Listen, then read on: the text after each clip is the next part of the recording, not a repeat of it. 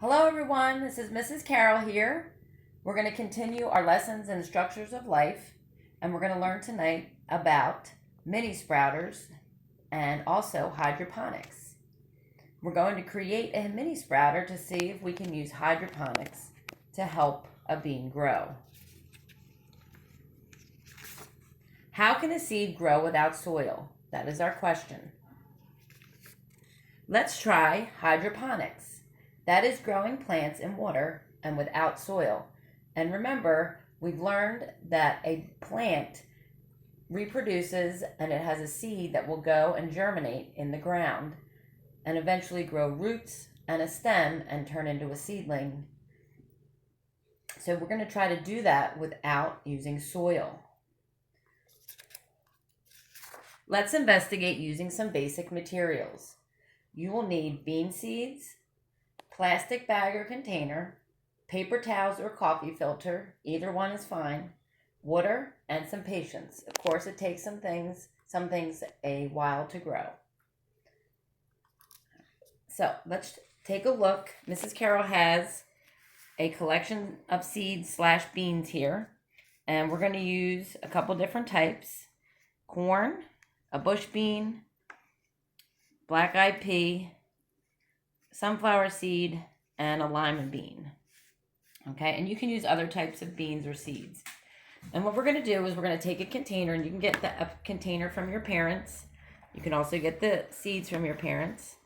And we're going to take the seeds and we're going to place them inside the container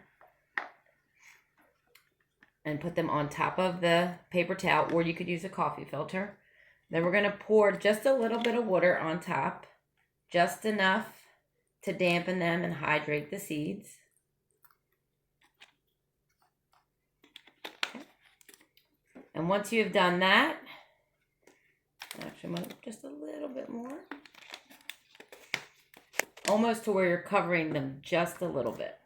Then we're going to take a lid and we're going to drain all the extra water out.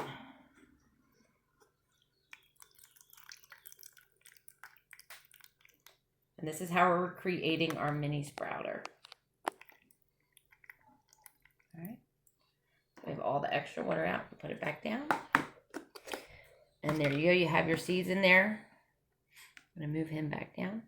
And then we want to cover it just enough so there's some air that gets through. And here's an example that I have. This is my mini sprouter that I've been using. Okay. Another way you can do it is, if you do not have a container, you can use a plastic bag. You can put a bean, there's my lima bean, inside a paper towel. Again, hydrate, dampen the paper towel, drain it out of the bag. You can pour the water inside the bag if you want and then drain it out. Or just dampen the paper towel, whatever works best for you. And then you have another version of a mini sprouter.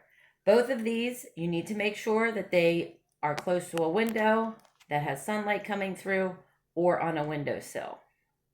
All right. And then you'll watch for 6 to 10 days to see what happens to your seeds.